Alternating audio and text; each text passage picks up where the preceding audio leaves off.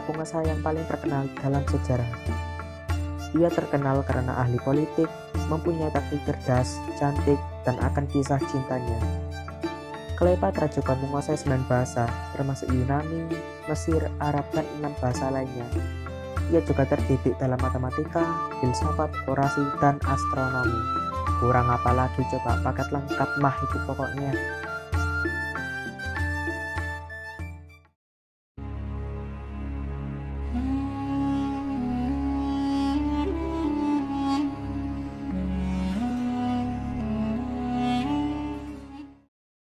Cleopatra dikenal karena wajahnya yang cantik, tetapi di saat dia memerintah, ia justru lebih dikenal karena kecerdasannya.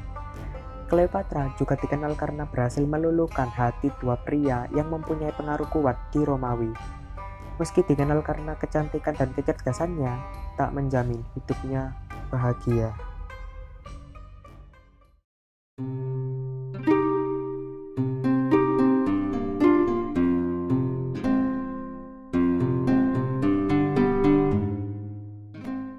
Jadi, wanita ini lahir di Alexandria dengan nama Cleopatra the Seven tahun 69 sebelum Masehi.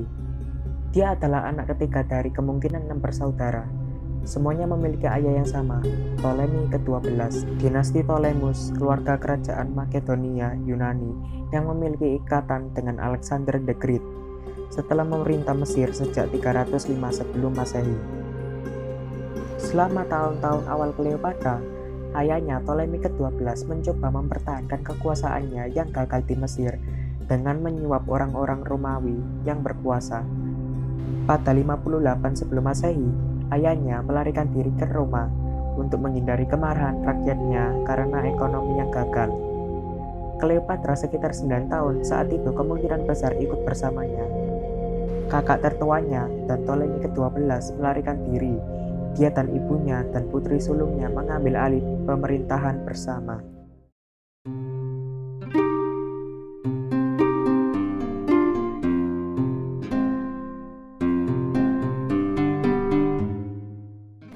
Rasa kekuasaan pertamanya Cleopatra datang pada usia 14 tahun, ketika ia dijadikan wali bersama ayahnya. Setelah pemulihan tahta selama 3 tahun di pengasingan, meskipun dengan kekuasaan terbatas, kembalinya Ptolemy ke-12 ke tahtanya telah mengorbankan nyawa kakak perempuan Cleopatra yang telah merebut kekuasaan saat dia tidak ada. Mungkin ada kakak perempuan lainnya, tetapi dia juga telah meninggal pada saat itu. Semua ini berarti bahwa Cleopatra yang berusia 18 tahun menjadi wakil bupati bersama saudara laki-lakinya, Ptolemy ke-13 yang berusia 10 tahun. Ketika ayahnya meninggal pada bulan Maret 51 sebelum Masehi. Dalam tradisi Firaun sejati yang bertujuan untuk menjaga garis keturunan kerajaan semurni mungkin, Cleopatra menikah dengan adik laki-lakinya si Ptolemy ke-13. Tapi, menurut pendapat gua ya, kemungkinan Cleopatra tidak benar-benar mencintai Ptolemy ke-13 dan menikahinya hanya untuk menjaga garis keturunan bangsawan. Sehingga menjadi jelas bahwa dia tidak berniat berbagai kekuasaan dengannya. Dalam beberapa bulan, nama Ptolemy ke-13 dihapus dari dokumen resmi dan wajah Cleopatra muncul sendirian di koin.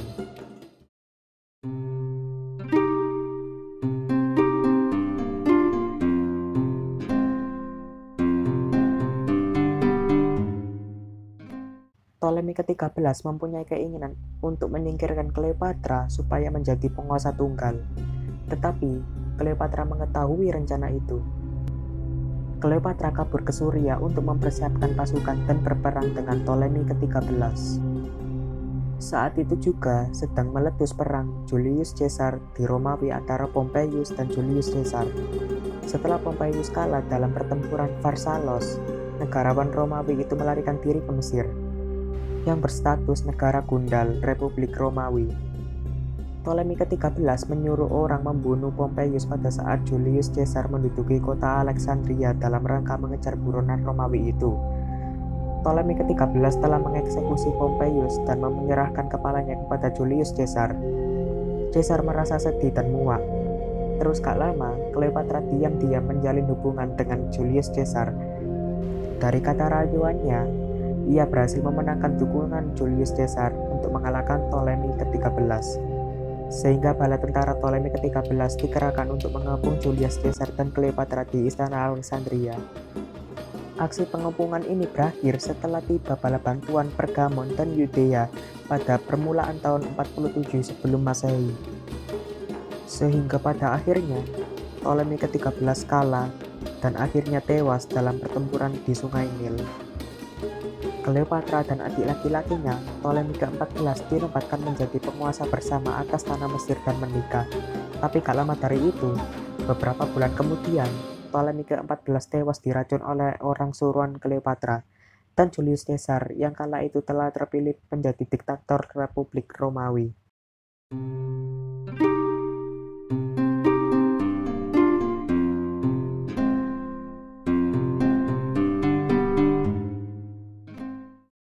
Pada akhirnya, Cleopatra pun menjalin hubungan secara resmi dengan Julius Caesar. Setelah berhasil meluluhkan hati Julius Caesar, Cleopatra jadi gampang untuk mencapai tujuan politiknya. Mereka berdua bahkan menjalin kisah asmara yang mesra, sehingga pada akhirnya menghasilkan seorang putra yang diberi nama Caesarion atau Kaisar Kecil. Tetapi, tidak semua orang menyambut baik Caesarion. Cleopatra mengadakan lawatan ke Roma selaku Ratu Negara Gundul Republik Romawi pada tahun 46 dan 44 sebelum Masehi. Selama lawatannya di kota itu, ia tinggal bersama Julius Caesar. Gak lama dari itu, pengaruh dari Julius Caesar di kerajaan Romawi membuat beberapa kalangan dari politikus merasa terancam, sehingga Julius Caesar dibunuh dengan cara ditusuk, yang menyebabkan berakhirnya Republik Roma. Pada saat itu, Roma lagi kacau dan pecah. Banyak yang ingin mengambil alih kepemimpinan Roma, dan salah satunya yaitu Mark Antony. Dalam surat wasiatnya, Julius Caesar ternyata menetapkan Octavianus sebagai ahli waris utamanya. Octavianus tiba di Italia sekitar waktu Cleopatra memutuskan untuk pulang ke Mesir. Mark Antony mengirim surat untuk Cleopatra dan memutuskan bertemu dengan Cleopatra setelah kematian dari Julius Caesar. Keduanya saling bertemu untuk membahas mengenai aliansi antara Mesir dengan Roma. Pertemuan keduanya menjadi awal ketertarikan Antony dengan Cleopatra.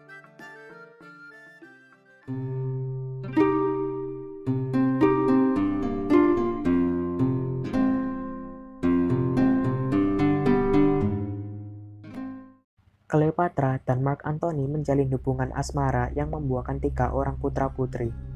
Mark Antony kian bergantung pada Cleopatra sebagai sumber dana maupun bala bantuan semasa menginvasi Kekaisaran Parthia dan Kerajaan Armenia.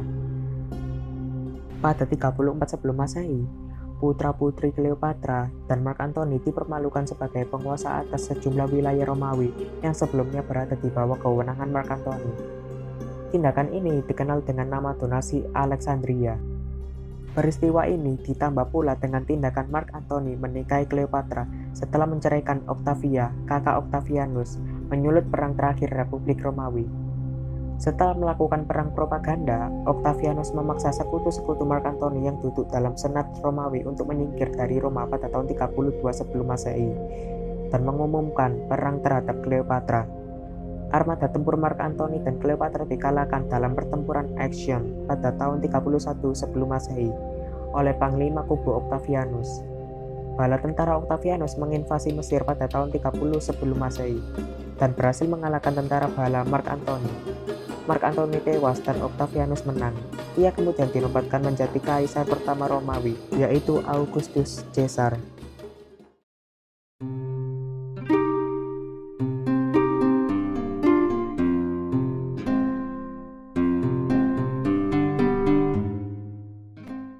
Nah, terus nasib Cleopatra gimana dong? Cleopatra memutuskan untuk bunuh diri daripada menghadapi kekalahannya. Menurut beberapa sejarawan, ada beberapa versi tentang kematian Cleopatra. Versi pertama yaitu, Cleopatra bunuh diri dengan cara membiarkan dirinya dipatuk seekor ular beludak. Versi kedua, penyebab kematian karena racun yang diminum sendiri, ataupun menggunakan metode bunuh diri dengan tusuk konde dan jarum yang dibalurkan dengan racun. Nah terus nasib anak-anaknya gimana dong? Nasib anak-anaknya dengan Julius Caesar yaitu Caesarion itu dibunuh. Dan anak-anaknya yang dengan Mark Antony, mereka diarak di jalan-jalan di belakang patung ibu mereka. Octavianus memberikan anak-anak itu kepada kakak perempuannya dan mantan istri Mark Antony, Di sana mereka tinggal bersama anak mantan istri Mark Antony.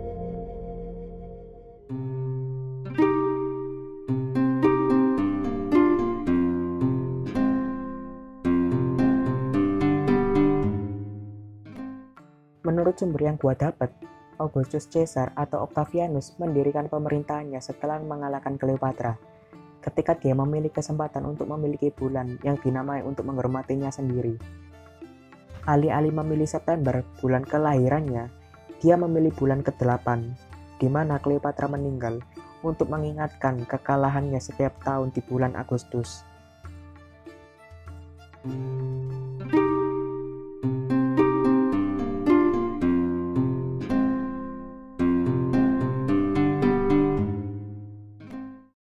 Sementara catatan kuno menunjukkan bahwa Mark Antony dan Cleopatra kemungkinan besar dikuburkan bersama. Lokasi pasti dari situs pemakaman mereka masih belum diketahui. Ada spekulasi dan penyelidikan yang signifikan tentang masalah ini, dimulai dari Alexandria dan meluas ke daerah sekitarnya. Meskipun beberapa makam telah ditemukan dengan petunjuk ke situs pemakaman penting, makamnya belum ditemukan. Oke guys, itu tadi lagi kisah Cleopatra yang sangat kontroversial. Salah satu penguasa Mesir yang paling terkenal. Gimana menurut kalian? Apakah Cleopatra bisa dikatakan salah satu ratu yang berhasil? Silahkan komen di bawah ya. Dan jangan lupa untuk like video ini dan subscribe channel ini untuk mendapatkan konten terbaru dari saya. Dadah!